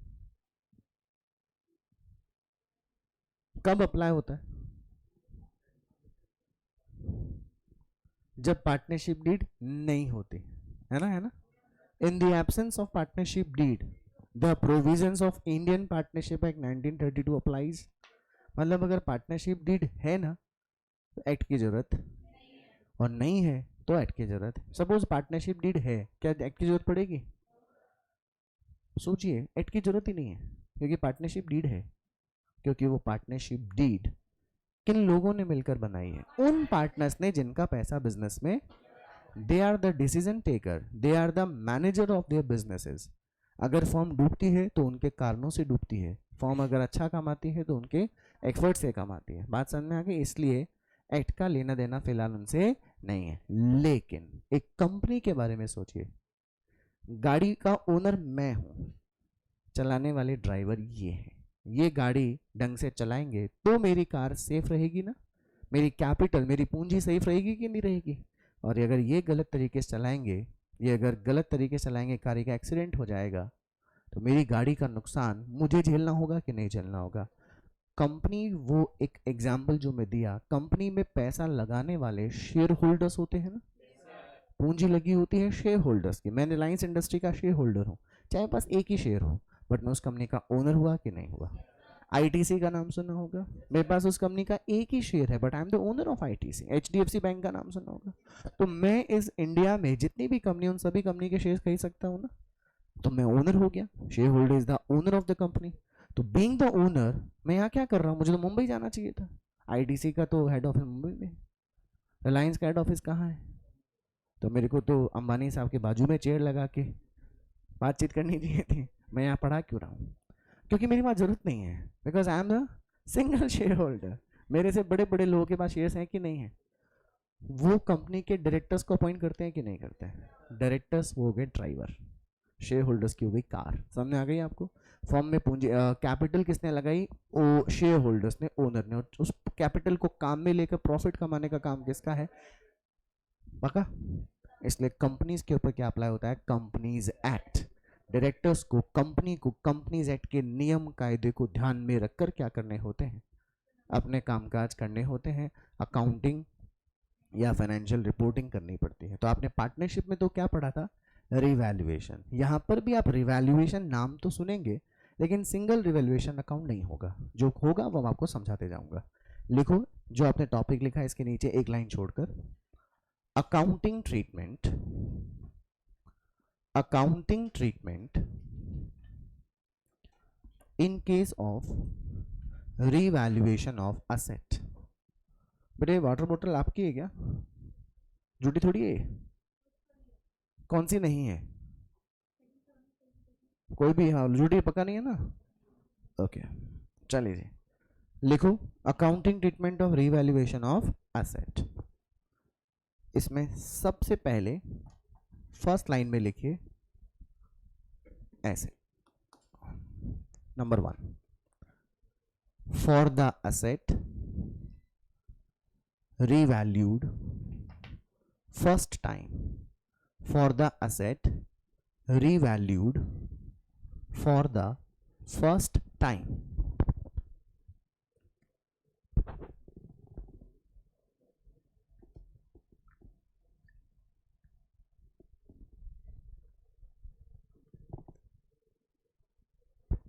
लिख लिया सबने? Thank you. For the asset revalued for the first time, ठीक है। इसमें अब आप लिखेंगे नंबर ए, नेक्स्ट लाइन से, for upward revaluation, for upward revaluation. अच्छा एंट्री लिखनी है खाली, दिमाग तो बिल्कुल लगाना ही नहीं है ना। आप मेरे से क्वेश्चन पूछेंगे क्योंकि मैं कह रहा हूं दिमाग लगाना ही नहीं, तो दिमाग नहीं लगाओगे तो क्वेश्चन कहां से आएगा? समझ गए ना? अब सिर्फ चुपचाप क्या लिखते जाएंगे? एंट्री, क्योंकि तुम्हें कुछ समझ नहीं आएगा और ना मैं तुम्हें समझाऊंगा। पहले पूरी एंट्री लिख लो, फिर मैं एक एग्जाम्पल दूंगा, उससे सारी एंट्री मीनिंग समझ आ जाएगी, ठीक है। सबसे पहले अपन क्या लिख रहे हैं? For the upward revaluation. Entry लिखो बेटे, asset account debit to revaluation surplus account,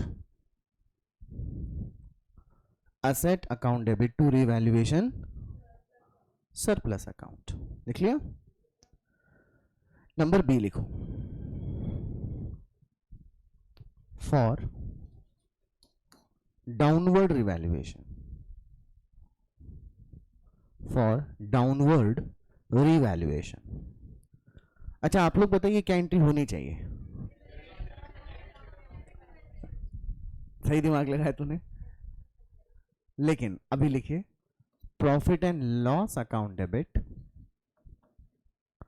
to asset. अब आप कंफ्यूज होने लगे हैं धीरे धीरे। क्या प्रॉफिट आ रहा था तो अपन क्रेडिट किसको कर रहे थे, और लॉस हो रहा है तो किसको डेबिट कर रहे हैं? वो रीजन मैं सब बता दूंगा आपको। सबने लिख लिया बेटा यहाँ तक? अब ऐसे अंडरलाइन कर दो बीच में। अब लिखो सेकंड। फर्स्ट के ऊपर आपने क्या लिखा था बताना, देखिए फर्स्ट पे रिवैल्यूड फर्स्ट टाइम। अब लिखेंगे पॉइंट नंबर सेकंड डाल के ये वाला इसी तरीके से, for subsequent revaluation, for subsequent revaluation. बेटा सब्सिक्वेंट का मतलब क्या होता है पता है आपको? जो काम एक बार हो चुका उसी को वापस से किया जाता है ना, तो सब्सिक्वेंट बोलते हैं, वापस से दोबारा बोलना, समझ गए? फॉर सब्सिक्वेंट रिवैल्यूएशन लिख लिया बेटे। इसमें ए डाल के लिखिए नेक्स्ट लाइन में, for the asset, for the asset revalued, for the asset revalued upward, upward earlier, earlier। जो भी आपने लिखा है अभी अभी उसे दोबारा बोलिए, for the asset revalued upward earlier।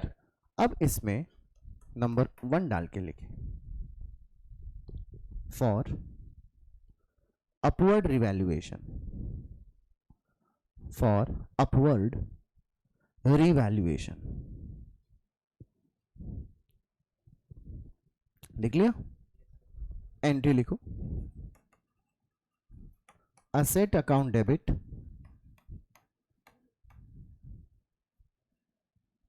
To revaluation surplus account, asset account debit to revaluation surplus account. लिख लिया बेटा, पॉइंट नंबर 2 डाल के लिखें, for downward revaluation,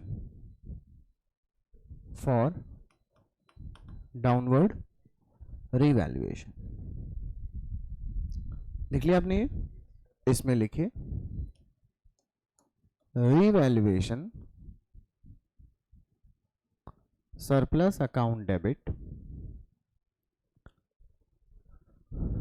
profit and loss account debit to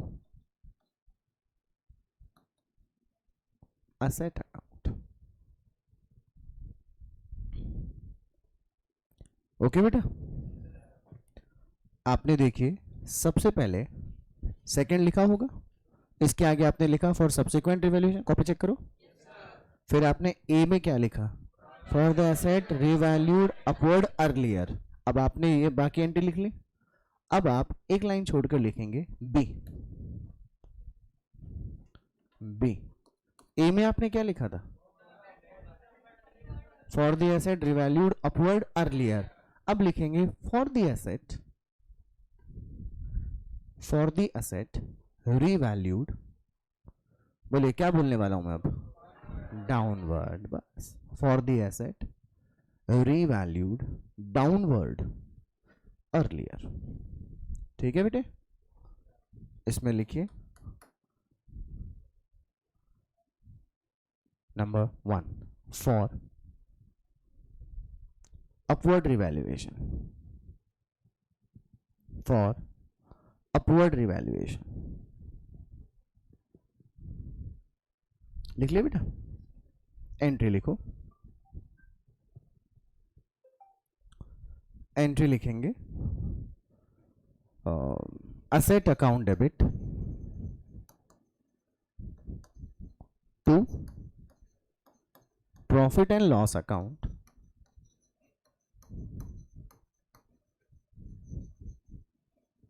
to revaluation surplus account. Asset account debit to revaluation surplus account to P. अच्छा, पहले P and L आएगा, फिर बाद में क्या आएगा, रिवैल्यूएशन सरप्लस। ऊपर नीचे नहीं लिख सकते, ध्यान रखिएगा। सबसे पहले क्या आएगा, उसके बाद क्या आएगा, ध्यान रखेंगे। नंबर 2 फॉर, अच्छा ये एंट्री किसकी हुई थी, अब किसकी होगी, लिखो for downward revaluation, for downward revaluation. लिखो P and L account debit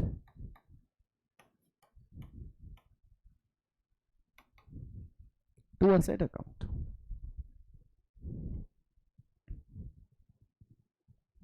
लिख लिया सबने बेटा, एंट्री का काम तो पूरा हो गया। अब काम है किसका, समझने का। देखिए ध्यान से, आपको 2-3 कॉमन बातें देखनी होगी। जब जब मैं ये कह रहा था कि असेट की वैल्यू क्या हो रही है, इंक्रीज, आपने हर टाइम असेट को डेबिट किया है ना बेटा। और जब मैंने कहा असेट की वैल्यू क्या हो गई, डिक्रीज, तो आपने असेट अकाउंट को क्या कर दिया है, बढ़ी, तो आपने क्या कर दिया था, डेबिट। लेकिन जब वो क्या हुई, डिक्रीज, तो आपने उसे क्या कर दिया। लेकिन एक एंट्री देखिए, इधर भी एसेट डिक्रीज हो रही है, उधर भी एसेट क्या हो रही है, लेकिन यहां पर आप डायरेक्टली किससे चार्ज कर रहे हो, यहाँ पे आप पहले किससे चार्ज कर रहे हो, फिर किससे चार्ज कर रहे हो। अच्छा, इधर की तरफ एसेट क्या हो रही है, इंक्रीज, तो आप पहले प्रॉफिट कहाँ ट्रांसफर कर रहे हो, पक्का।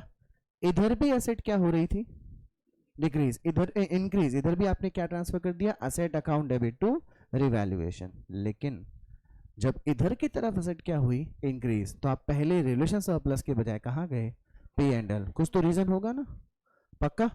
थोड़ा हिंट देता हूं, आप 12th क्लास में इशू ऑफ शेयर्स पढ़कर आए हो, 4 फीचर एंड री इशू पढ़कर आए हो।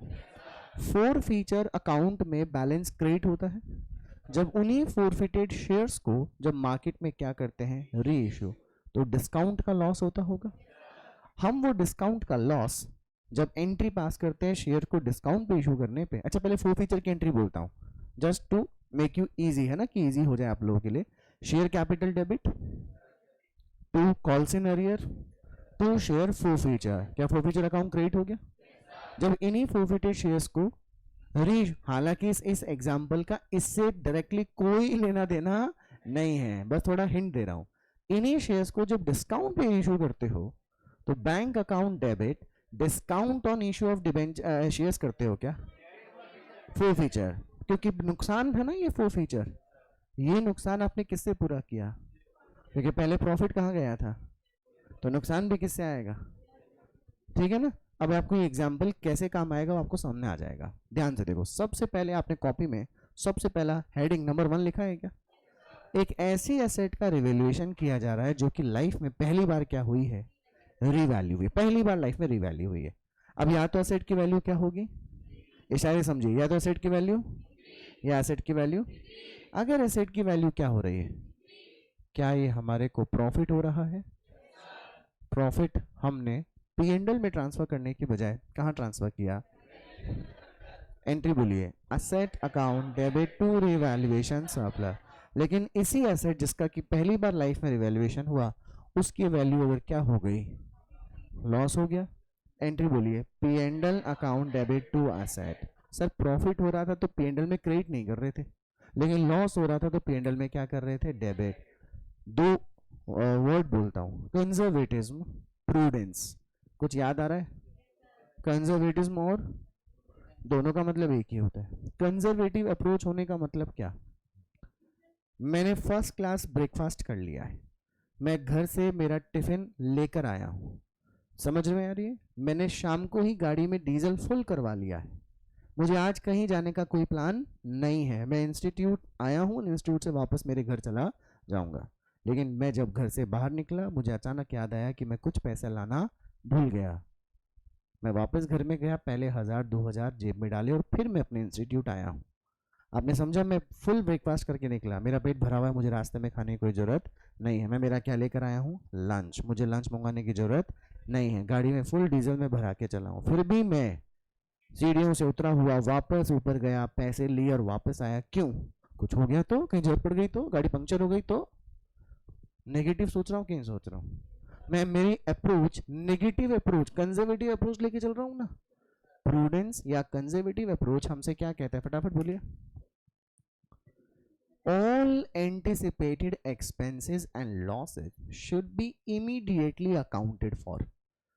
हिंदी में बोलूँ नॉर्मली, फ्यूचर में ऐसे कोई भी एक्सपेंस जो आपको लग रहे हैं कि ये होने वाले हैं या ऐसा कोई लॉस हो सकता है, तो वो लॉस हो और चाहे ना हो, उनको प्रेजेंट में क्या कर लें? Record. Provision for doubtful debts बनाकर चलते हैं ना, प्रोविजन फॉर रिपेयर्स बना के चलते हैं ना, कि आज नहीं तो ये खर्चा होना ही है, लेकिन कब होगा पता नहीं, पहले आज ही हम लोगों ने अपने मन में जो डर बिठाया तो उसको बुक्स में रिकॉर्ड कर दिया।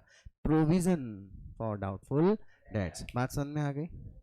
मैं फ्यूचर में करोड़पति बनूंगा, इसके लिए मैंने आज ही कार खरीद ली और लोन चल रहा है। करोड़पति तो बना नहीं, बैंक वाले घर आगे ला किस्त निकाल दूंगा मैं किस्तें, मेरे पास पैसे ही नहीं है, क्योंकि मैं करोड़पति तो बनूंगा, पहले बन जाना चाहिए था, उसके बाद में कार खरीदनी चाहिए थी ना।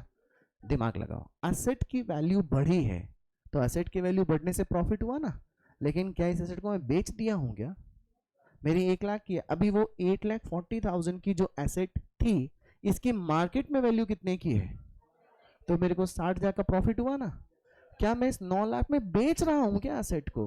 अरे I am continuing this asset, तो मेरी बुक्स में 60 का प्रॉफिट आया क्या? नहीं आया ना। प्रॉफिट थोड़ी कमाया मैंने, मेरी जेब में 840 की एसेट 9 लाख की हो गई, तो मेरे जेब में 60 का प्रॉफिट थोड़ी आया है। मैं 840 की एसेट को बेच दिया होता, 9 लाख रुपए ले लिया होता, तो जेब में 60,000 का मुनाफा आया होता ना। नोटिस कीजिए, जब एसेट की वैल्यू में क्या कर रहा हूं? बढ़ा रहा हूं, तो एंट्री क्या हो रही है? Asset account debit to P&L में ट्रांसफर नहीं, क्योंकि P&L में अगर आ गया तो बुक्स में प्रॉफिट ज्यादा आएगा ना। जितना प्रॉफिट दिखेगा उतना हाथ में खुजली चलेगी ना कि पैसे निकाल लें। निकालोगे कहाँ से? प्रॉफिट आया थोड़ी तुम्हारे पास। टेल मी यस और नो। लेकिन एसेट की वैल्यू अगर क्या हो गई? लॉस हुआ कि नहीं हुआ? इस लॉस को अपन तुरंत क्या कर लिए? P&L से, क्योंकि हम लोग कंजर्वेटिव अप्रोच है कि नहीं। एंटिसिपेटेड प्रॉफिट्स को P&L में रिकॉग्नाइज नहीं करते, लेकिन एंटिसिपेटेड लॉसेस को बुक्स में इमीडिएटली रिकॉग्नाइज कर लिया जाता है। पहले दो एंट्री का मीनिंग समझ में आ गया क्या? पक्का।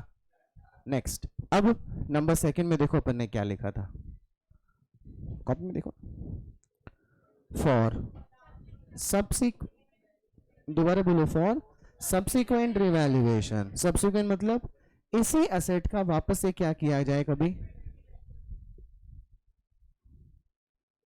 2 मिनट चाहिए तुम लोगों को, कोई इंपॉर्टेंट बात है? देखो, हम इसी एसेट का वापस से क्या कर रहे हैं? अच्छा, जब हम रिवैल्यूएशन सेकेंड टाइम करेंगे तो हो सकता है फिर से बुक वैल्यू के कंपैरिजन मार्केट वैल्यू क्या हो जाए, या फिर क्या हो जाए, तो फिर मुझे रिकॉर्ड करना पड़ेगा। लेकिन अब की बार मैं रिकॉर्ड तब करूंगा जब मैं पहले ध्यान रखूं कि एसेट पहली बार क्या हुई थी या पहली बार क्या हुई थी। आपने देखिए ए के आगे क्या लिखा है कॉपी में, आपने पहली दफा जब एसेट को क्या किया था, रीवैल्यू, तो एसेट की वैल्यू बढ़कर आई थी, तो आपके पास क्या आया था, जैसे आपने कहाँ क्रेडिट किया था। अब इसी एसेट का जब वापस से क्या कर रहे हो, वापस से एसेट बढ़ रही है क्या, देखो पॉइंट नंबर 1 आपने क्या लिखा है पॉइंट नंबर 1 के आगे, for the asset revalued earlier, नहीं वापस इसके आगे सेकंड, पहले भी क्या थी, बढ़ी थी, अभी भी क्या हो रही है, पहले भी प्रॉफिट कहाँ जा रहा था, अभी भी कहाँ जा रहा है। बात समझ में आ गई? लेकिन अब देखो आपने पॉइंट नंबर 2 में क्या लिखा, फॉर डाउनवर्ड रिवैल, आप डाउनवर्ड हुआ ना, डाउनवर्ड हो गया, लॉस हो गया क्या, लॉस होते ही किसकी शक्ल याद आती है, पी एंड एल की। अब पी एंड एल बोलेगा क्या यार, हर बार लॉस होता है तो पैसा मेरे से मांगने आ जाते हो।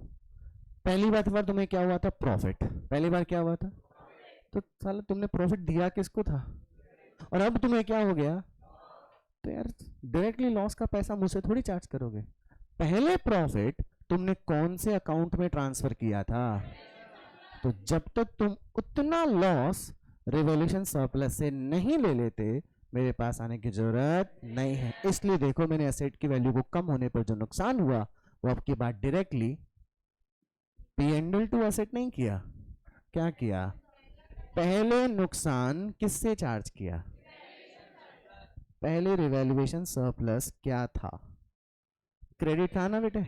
अब देखो मैंने उसे क्या कर दिया, चले पहले रिवैल्यूएशन सरप्लस में 25,000 रुपए का प्रॉफिट था, एसेट की वैल्यू 30,000 से कम आ रही है, टोटल नुकसान बताओ, क्या सीधे 30,000 निकाल लूं पी&एल से, पहले 25,000 कहां से निकालो, विद वैल्यू एंट्री बनाइएगा, एंट्री बोलिए, बात समझ में आ गई, P&L account debit 5,000 to asset, बात समझ में आ गई, इजी एकदम। अब पॉइंट नंबर बी की हेडिंग देखिए आपने क्या लिखा है, for the asset revalued downward earlier, आपने जिस एसेट का दोबारा रिवैल्यूएशन किया है उसका पहली बार जब क्या हुआ था रिवैल्यूएशन, तो आपको डाउनवर्ड मतलब पहले क्या आया था, लॉस, क्या आया था पहले, ये देखो ये वाली एंट्री हो रखी होगी। अब इस एसेट का जब वापस से क्या करेंगे आप, आपने देखो इसके आगे लिखा है फॉर अपवर्ड रिवैल्यूएशन, हुआ ना। अब दिमाग लगाओ, एसेट की वैल्यू क्या हो गई, मैं हूँ बिजनेसमैन, मैं किसके पास जाऊंगा, रिवैल्यूएशन सरप्लस के बाद, बीच में मुझे कौन पकड़ लेगा, लॉस होता है तो पहले मेरे पास आते हो ना, अब प्रॉफिट हो रहा है तो पहले इधर, समझ गए ना। देखो पहले जब प्रॉफिट हो रहा था तो मैं डायरेक्टली क्या कर रहा था, directly asset account debit to revaluation. अब देखो मुझे रास्ते में किसने रोका, बोले किधर, थोड़ा पैसा इधर, entry asset account debit to P and L to revaluation, पहले लॉस था 20,000 रुपए का, तो आपने पी&एल को डेबिट किया होगा 20,000 से, जब एसेट को सेकेंड टाइम रिवैल्यूएशन किया तो प्रॉफिट आया 30,000 का, तो पूरे 30,000 दे दे रिवैल्यूएशन को, पहले 20,000 का लॉस किससे चार्ज किया था, तो देंगे उसको ना वापस, एंट्री बोलिए asset account debit to P&L, आई बात समझ। अच्छा पहले भी क्या हुआ था, डाउनवर्ड, और अभी भी क्या हो रहा है, पहले भी किसके सर पे बर्डन आया था, अभी भी किस सर पे आएगा, एंट्री बोलो पी&एल अकाउंट, सारी एंट्री इजीली समझ में आ गई, करेक्ट। Practical question number 5। अच्छा, इलस्ट्रेशंस तो यहाँ तक 12 तक थे बेटा। Practical question number 5 MCC module अगर देख रहे हो तो क्वेश्चन नंबर 17 पढ़ो, देखें इसको फटाफट। आपका टाइम मेरे को 2 बजे तक आया है। नहीं, मैंने अभी भी रीचेक किया था इसलिए बोल रहा हूँ। अरे बेटा कोई बात नहीं, मैं आपको मेरा शेड्यूल बता देता हूँ। GCF 5 बैच है ना आपका, तो मेरे पास 12 से 2 का आया है। कोई बात नहीं, लेट मी कंफर्म अगेन। आपको खाना खाना है क्या? तो चलिए आप खाना ही खा लेना, लेकिन सिर्फ मुझे 5 मिनट दो, सिर्फ 5 मिनट चलेगा सिर्फ, क्योंकि मेरे को कल पूरी मेहनत फिर करनी पड़ेगी, है ना। हाँ देखो, amazing group had property plant and equipment PPE। बेटा अकाउंटिंग स्टैंडर्ड 10 हुआ करता था जिसका नाम था अकाउंटिंग फॉर फिक्स्ड एसेट। बोलिए जरा। फिर अकाउंटिंग स्टैंडर्ड 10 का नाम चेंज कर दिया गया और उसकी जगह आ गया प्रॉपर्टी प्लांट एंड इक्विपमेंट। पहले डेप्रिसिएशन के लिए अकाउंटिंग स्टैंडर्ड बना था 6। अकाउंटिंग स्टैंडर्ड 6 को खत्म कर दिया गया और 6 को उठाकर किस में डाल दिया गया? अकाउंटिंग स्टैंडर्ड 10, जिसका नाम पहले था अकाउंटिंग फॉर फिक्स्ड एसेट। अब इसका नाम अकाउंटिंग फॉर फिक्स्ड एसेट पूरी तरीके से बदलकर सिंपल नाम दिया गया property plant and equipment. Property plant and equipment की बुक्स में वैल्यू कितनी थी on 31 December 2019? The balance in revaluation surplus on that date was ₹3 lakh. क्या इस लाइन को पढ़कर हमें ये अंदाजा हो रहा है क्या कि असेट पहले भी रिवैल्यूएशन झेल चुकी है? क्योंकि बैलेंस शब्द इस्तेमाल किया गया और पहले प्रॉफिट हो रखा है कि लॉस। कैसे पता चला? क्योंकि रिवैल्यूएशन। बात समझ में आ गई? इस लाइन को पढ़िए। As part of their practice, इनकी प्रैक्टिस है कि वो हर साल के एंड में क्या करेंगे? एसेट की बुक वैल्यू को उसके फेयर वैल्यू के साथ कंपेयर करेंगे। On yearly basis another revaluation, subsequent revaluation बोल दो इसको, was carried out on 31st December 2019. Evaluate the impact of revaluation if fair value as a result of revaluation done on which date? 31st December. चलिए asset की book value बोलो, उस asset की market value बोलिए। फटाफट answer देना, 2 minute में हो जाएगा, 5 मिनट की जरूरत ही नहीं है। 35 लाख की एसेट की मार्केट में कीमत कितनी है? प्रॉफिट हो रहा है? अच्छा, क्या पहले भी प्रॉफिट था? अभी भी क्या है? पहले भी asset account debit to revaluation surplus, अभी भी क्या होगा? एसेट। लेकिन अब आप एंट्री में एसेट की बजाय क्या बोलेंगे? Property plant equipment account debit to revaluation surplus. कितना रुपीस? कैन आई होप आप कर लोगे question homework. Second, book value कितनी है? मार्केट वैल्यू कितनी होगी? लॉस हुआ कि प्रॉफिट? कितने का? चले सीधे P&L के पास। पहले रिवैल्यूएशन सरप्लस, पहले प्रॉफिट कितना था? अभी लॉस कितना है? क्या P&L की आवश्यकता है? Entry revaluation surplus account debit to property plant equipment. कितना rupees? Book value, market value, loss. अब थोड़ा रिवैल्यूएशन सरप्लस से बाकी का मैं एंट्री बोलता हूँ। Revaluation surplus debit 3 lakh, P&L debit to property plant and equipment 4 lakh. Understood? From my side the concept is clear. आपको भी क्लियर हो गया होगा। Practical question number 5 is the homework. चलो